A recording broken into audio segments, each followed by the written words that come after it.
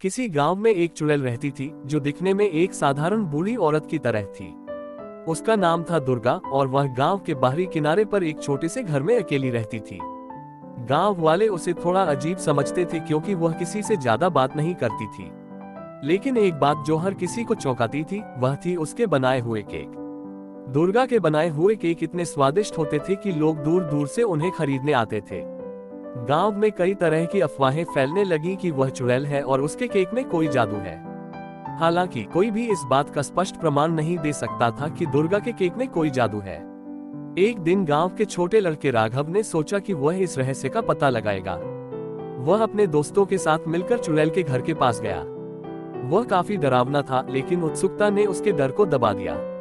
वे लोग चुड़ैल के घर की खिड़की के पास छिप गए और अंदर झांकने लगे। दुर्गा अपने केक बना रही थी।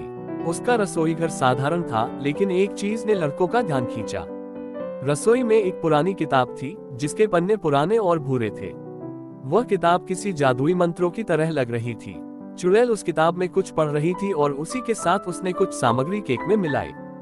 ये देखकर राघव और उसके दोस्तों ने सोचा कि दुर्गा सचमुच जादूगरनी है और उसके केक जादू से भरे होते हैं। डर के मारे वे भाग गए और गांव के बाकी लोगों को बता दिया कि चुड़ैल जादू करती है। धीरे धीरे यह बात पूरे गांव में फैल गई और लोगों ने दुर्गा से केक खरीदना बंद कर दिया। सब लोग उससे डरने लगे और उसके घर के पास भी नहीं जाते थे।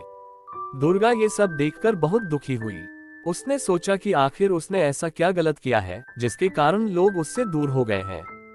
केक बेचना ही उसकी रोजी रोटी थी, लेकिन अब लोग उससे डरने लगे थे। उसने कई बार गांव वालों से बात करने की कोशिश की, लेकिन लोग उसकी बात सुनने को तैयार नहीं थे। एक दिन गांव के मुखिया ने सोचा कि दुर्गा से इस बारे में सीधा बात करनी चाहिए। वह उसके घर गया और पूछा, दुर्गा, लोग तुम्हारे बारे में कहते हैं कि तुम चुड़ैल हो और तुम्हारे केक जादू से भरे होते हैं। क्या ये सच है? दुर्गा हंसते हुए बोली, मुखिया जी, मैं कोई चुड़ैल नहीं हूँ। हाँ, मेरे पास एक पुरानी किताब है, लेकिन वह जादू की नहीं बल्कि प्राचीन व्यंजनों की किताब है। मेरे केक स्वादिष्ट इसलिए होते हैं क्योंकि मैं उसमें अपने अनुभव और प्यार मिलाती हूँ, न कि जादू। मुखिया ने उसकी बातों पर विश्वास नहीं किया और उससे पूछा, अगर यह सच है तो वह किताब मुझे दिखाओ। दुर्गा ने वह पुरानी किताब मुखिया को दी। मुखिया ने देखा कि वह सचमुच पुरानी व्यंजनों की किताब थी जिसमें अनोखे और स्वादिष्ट केक बनाने के तरीके लिखे थे।